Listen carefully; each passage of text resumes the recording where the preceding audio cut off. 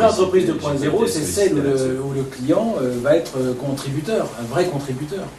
Alors, est-ce qu'il y a des marques où le client...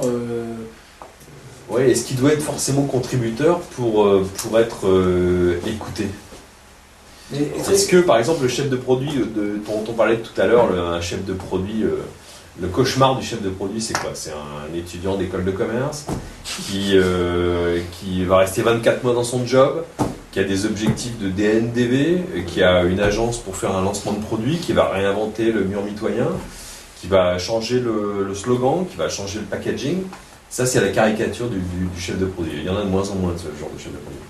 Mais aujourd'hui, je pense que le dialogue avec le client peut se faire au marketing, parce que un bon chef de produit, c'est celui qui va faire quelques mètres ou qui va prendre l'ascenseur pour aller à l'étage du service client ou du service réclamation.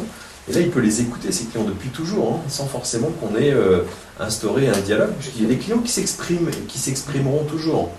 Qu'on ouvre ou pas les vannes, alors qu'on les facilite, c'est encore mieux, hein, qu'on facilite les canaux de relation avec le client, c'est encore mieux. Et les clients s'expriment et s'exprimeront toujours, avec ou sans l'accord de l'entreprise. Et idéalement, effectivement, il faut organiser ce dialogue. L'idée que le client doit créer le produit, faire aider à collaborer le produit, etc. Ok, mais c'est une chose. La question que je me pose aujourd'hui, est-ce qu'on a besoin tant que ça de nouveaux produits, d'innovation, etc. On a besoin de c'est devenu dément, le genre de choses. Il y a 30 ans, ils se lançaient 40 parfums en France. Ouais, ton billet était excellent. Aujourd'hui, ils s'en lancent plus de 500. Ouais. Est-ce qu'on a besoin des consommateurs pour dire je voudrais ça? De toute façon, les nez, il faut des nez pour le faire. Donc, ils n'ont pas besoin. Par contre, d'augmenter des choses, peut-être que le service pourrait nous être rendu comme ça, peut-être que le produit pourrait nous arriver comme ça, etc. Tout ça, c'est ce genre de choses. D'écouter les consommateurs qui vous disent arrêtez de nous envoyer les logiciels dans des boîtes, il y a ça de papier pour un petit truc qu'on pourrait télécharger. Enfin, il y a des tas de trucs on peut aller autre chose. De l'ergonomie et donc je crois que de vouloir l'innovation pour l'innovation, c'est devenu peut-être la pire dérive aujourd'hui de l'industrie. Alors Laurent, qu'est-ce qu'ils disent ces consommateurs? Moi, je voulais rebondir là sur ce point. Je trouve qu'effectivement, si on réussit à instiller un peu le parfum de l'écoute, c'est-à-dire dire oui, vous nous avez parlé, on vous a écouté, on vous a entendu, on a fait quelque chose. Ça fait partie des sujets qui vont enchanter la relation client. On sait qu'on a fait pas mal de travail sur ce sujet. Quand on a interrogé des milliers de consommateurs en leur demandant racontez-nous les expériences les plus positives avec des services clients, avec des marques, il y en a une qui était intéressante où il y avait pas mal de gens qui parlaient de leur expérience avec des produits Picard. Il s'est trouvé qu'il y a une période, en tout cas l'étude a été lancée à ce moment-là, où il y avait pas mal de clients avaient retrouvé des bouts de plastique dans les plats Picard. D'accord. C'est vrai que ça enchante. Bon. Du coup, ils nous parlent effectivement. Ils ont appelé c'était des morceaux de cadra. Ils ont appelé le service client Picard, ils ont été bien traités, ils ont eu un geste commercial, ils leur ont envoyé des bons de réduction pour découvrir de nouveaux produits, etc., etc. Mais le vrai facteur d'enchantement, c'est quand ils nous ont dit, par contre, quelques mois après ou quelques semaines après, j'ai reçu un courrier de Picard me disant ce qu'ils avaient fait pour que ce problème ne se reproduise pas. C'est ça le vecteur d'enchantement. Au-delà du bon de réduction, etc. Ils ont été entendus. Voilà. Et du coup, ça, c'est un point clé. Donc, évidemment, on ne peut pas créer de nouveaux produits à chaque des clients, mais l'idée même qu'on ait entendu que ça sert à quelque chose, c'est clé. Moi, j'ai une aventure personnelle. J'ai acheté une sable il y a très longtemps en Ile-de-France, alors que j'habite Dijon.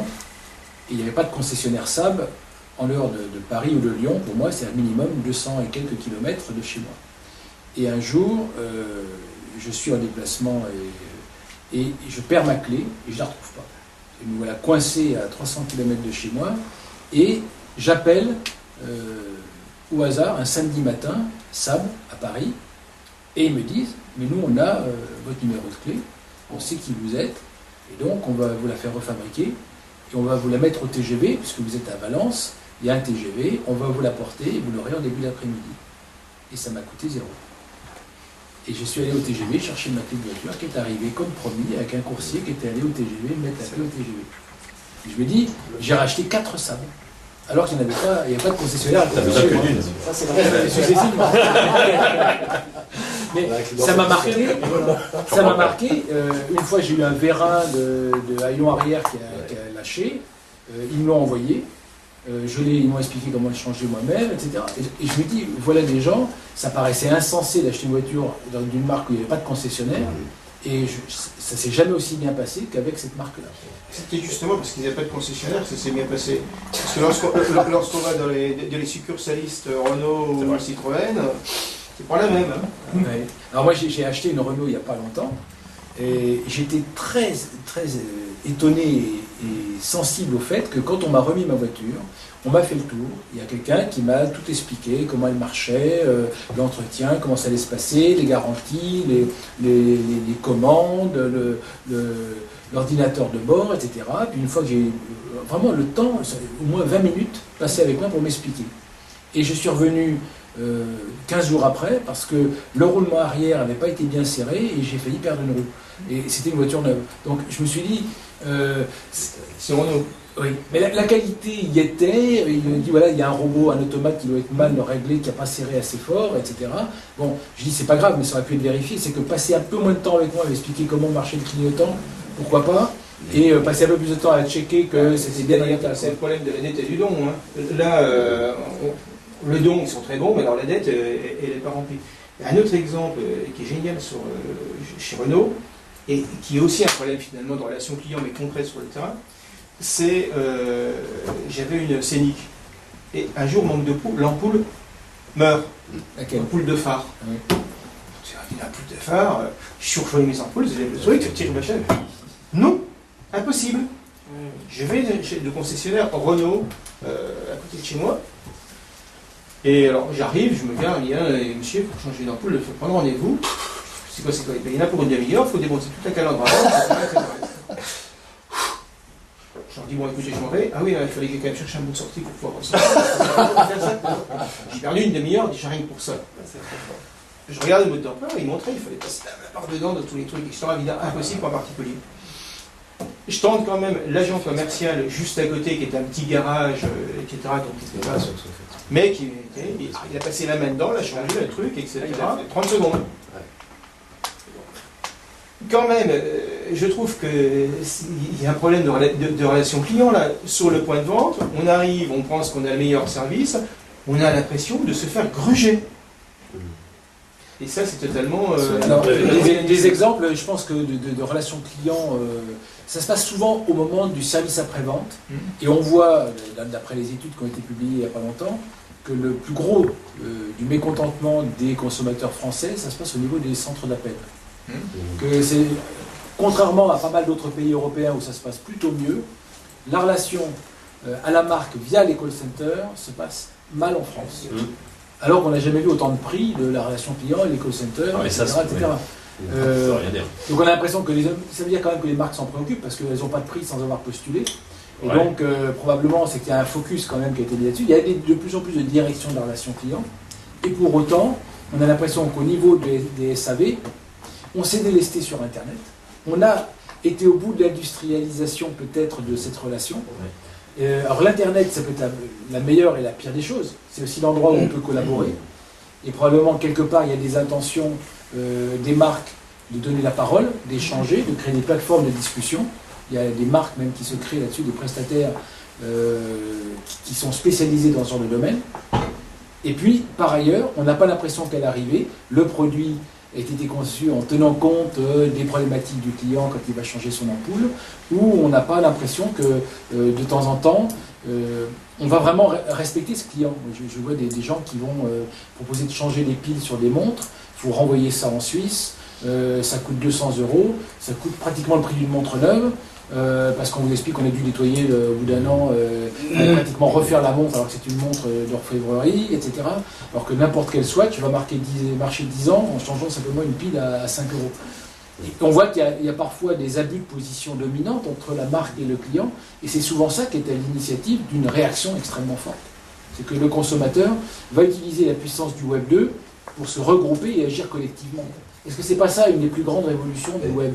Est-ce que le Web 2, en fin de compte, ne donne pas la seule révolution de l'impact technologique que ça représente, est-ce que ce n'est pas obliger les entreprises à devenir customer centric, alors que depuis 20 ans, on parle de l'obligation de le faire, mais qu'on a quand même des entreprises qui sont très majoritairement centrées autour de leurs produits ou de leurs services, mais pas autour de leurs clients. Alors si on devait conseiller les marques, qu'est-ce qu'on leur dirait? On leur dirait ouvrez les dialogues, nommez des gens qui vont être à l'affût de tout ce qui se dit sur vous dans les forums, laissez l'initiative pour que les gens aient des marges de manœuvre et d'autonomie pour y répondre.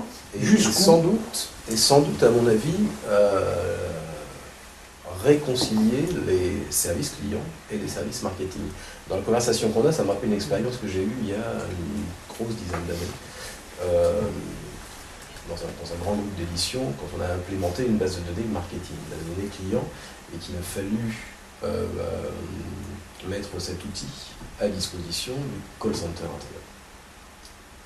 Moi, je venais de département marketing, j'étais en charge de ce dossier, et on se parlait très peu, traditionnellement, entre les gens de marketing et les gens de service client. Et néanmoins, naturellement, on avait, pour le coup, pour implémenter cette ressource sur leur CTI, on avait naturellement besoin d'une compréhension mutuelle, d'une proximité. Et donc, je me suis, à cette époque, j'ai commencé vraiment à m'intéresser à ce qu'était la relation client, et entre autres au fabuleux impact fidélisant de la résolution de l'incident.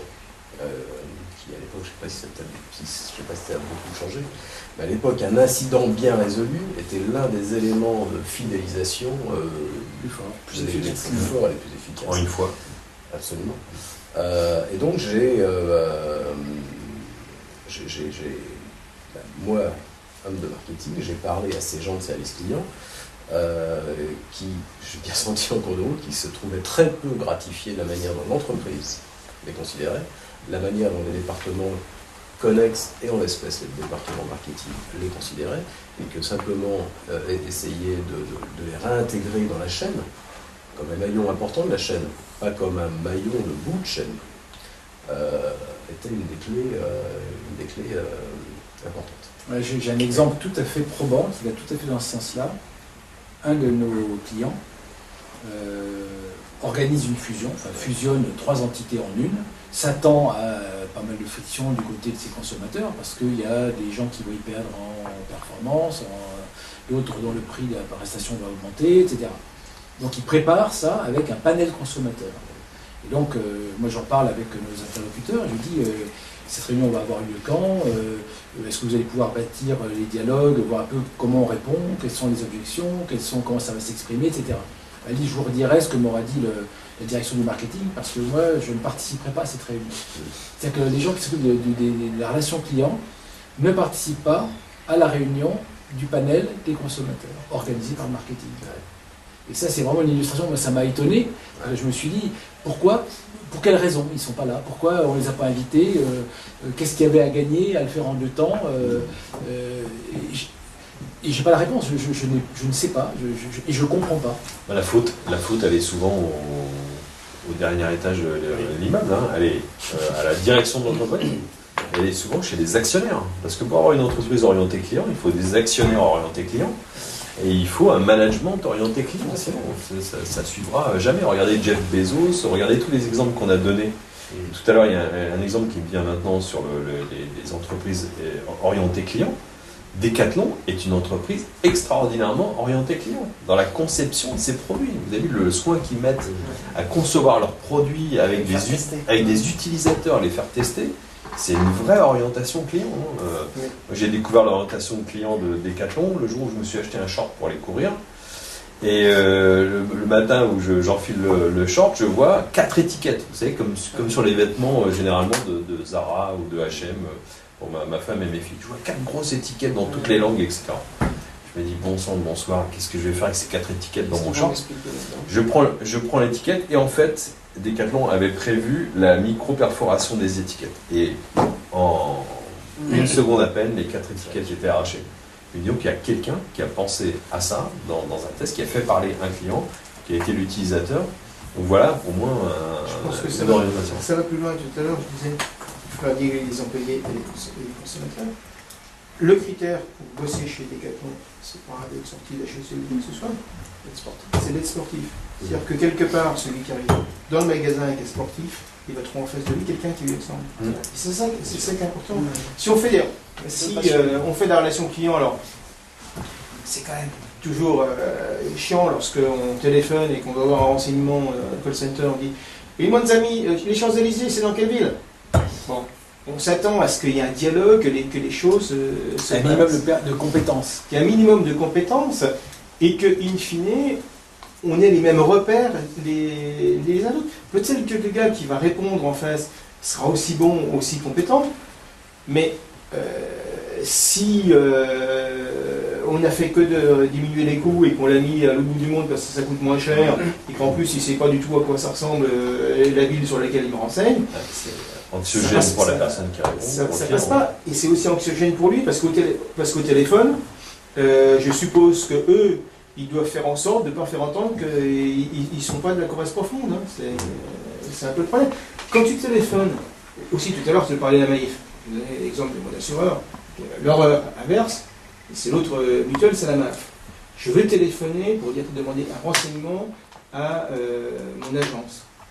Je tombe sur un call center et on me rappelle, parce que de toute façon, il n'y a pas de, je ne peux pas appeler en direct l'agence. Notre banque, elle a des thèmes. On avait donc on avait signé un bail, donc il y avait des garanties, des cautions, etc., des papiers à préparer. On ne pouvait pas passer en direct auprès du banquier parce que ça passait forcément par un call center, il devait rappeler, etc. Évidemment, il rappelle dans la liste de ses priorités. Et mon chargé de la MAF, alors qu'on était en train de négocier que je revenais de ma voiture, donc elle voulait me faire une offre et puis être sûr, elle m'a donné son numéro de portable personnel en me disant « vous ne dites surtout pas ». Oui, c'est là que les moyens de communication sont des moyens de non-communication. Exactement. Mais d'ailleurs, les gens ont fait que observer l'usage. L'artisan qui bosse tout seul, pourquoi est-ce qu'il utilisait le répondeur enregistreur? Le répondeur enregistreur, c'est pour être présent quand on n'est pas là. Là, c'est l'inverse. C'était utilisé pour être absent quand on était là. C'est que ça permettait de filtrer les appels, et le client pour qui on était en retard, on évitait de lui répondre, et on entendait son message, et surtout on ne décrochait pas. Et en fait, on voit que tous ces moyens de communication, ils ont très souvent été utilisés pour faire barrage. Vous voulez avoir le centre d'appel, et puis on vous dit, est-ce que vous avez bien vérifié sur Internet? Est-ce que vous êtes sûr d'avoir bien regardé la FAQ? Est-ce que vous avez bien regardé vos notices? Ah oui, vous avez bien regardé tout ça, bon, on va quand même essayer de vous répondre, mais là, on va vous passer du Vivaldi pendant un quart d'heure. Et c'est là que ce sont les mauvais exemples qui créent de la distance avec le client en disant vous êtes suffisamment important pour qu'on vous prenne votre argent quand vous achetez quelque chose, mais pas pour qu'on vous réponde quand vous avez un problème. Et c'est vrai que ça change beaucoup. Alors, il y a aussi l'exemple de cette collaboratrice qui dit je vous donne mon portable. Il y a beaucoup d'exemples de gens qui vont contourner leurs règles internes pour arriver à offrir un meilleur service conforme à ce qu'eux, ils imaginent devoir aux clients. C'est ça qui est assez invraisemblable. C'est que les gens, finalement, se sentent plus responsables et plus engagés parfois. Dans les brides. Et on va brider. Je rebondis sur ta remarque sur Decathlon. En fait, ce que tu dis, c'est qu'il faut des passionnés d'un côté ou de l'autre, ou au moins des gens qui sont très compétents. Mais est-ce que dans des grands réseaux, il peut y avoir des passionnés à chaque endroit, dans chaque agence, etc. Je ne sais pas, mais en tout cas, il faut favoriser l'appropriation. Toute l'information, elle est cloisonnée dans les grandes entreprises. Il faut les études. On norme pour des risques juridiques parfois aussi. On dit voilà, le discours, on va le caler, et pour être sûr que ça ne sera pas retenu contre nous, pour être certain que ça sera conforme au discours, qu'on aura contrôlé. C'est ça, on aseptise. Et parce que quelque part, on ne s'est pas donné les moyens d'avoir des collaborateurs en qui on puisse avoir confiance du point de vue de la compétence. Et donc, puisqu'on n'a pas ça, on est obligé de verrouiller. Voilà. Alors qu'on pourrait faire l'inverse, en ayant des collaborateurs mieux formés et de meilleur niveau, qui du coup pourraient développer un discours personnalisé avec plus d'autonomie et de marge de manœuvre, et dont la marque pourrait s'en servir comme d'un socle de relations clients beaucoup plus fort. Pour moi, si on veut créer de la conversation, si la marque veut créer de la conversation, il faut lâcher la bride aux employés. Il faut leur donner de l'information. Les études, c'est pas qu'au service études, il faut les diffuser à tout le monde, il faut leur expliquer où est-ce qu'on veut revenir, quels sont les objectifs. Et en commençant ça, on arrivera à avoir des gens intéressés, passionnés, et en les bridant, on leur dit non, vous dites que ça, etc. Mais Internet, c'est bien. Internet, ça permet d'avoir beaucoup de réponses, oui, permet de formaliser les réponses les plus souvent rencontrées, et donc d'avoir une information qualitative, personnalisée à beaucoup de situations, à la plupart des situations. Mais comment est-ce que, au-delà de ça, comment est-ce que je vais avoir des meilleures réponses? Ça serait en donnant accès aux gens compétents de l'entreprise, c'est-à-dire les concepteurs, les techniciens, etc. Est-ce qu'une entreprise peut faire ça? Est-ce que c'est possible d'imaginer une entreprise qui va ouvrir le dialogue avec les spécialistes et les vrais professionnels? Elle doit faire ça. Voilà, est-ce que c'est possible? C'est forcément complexe, mais nous, on n'a pas le choix. C'est-à-dire qu'à un moment donné,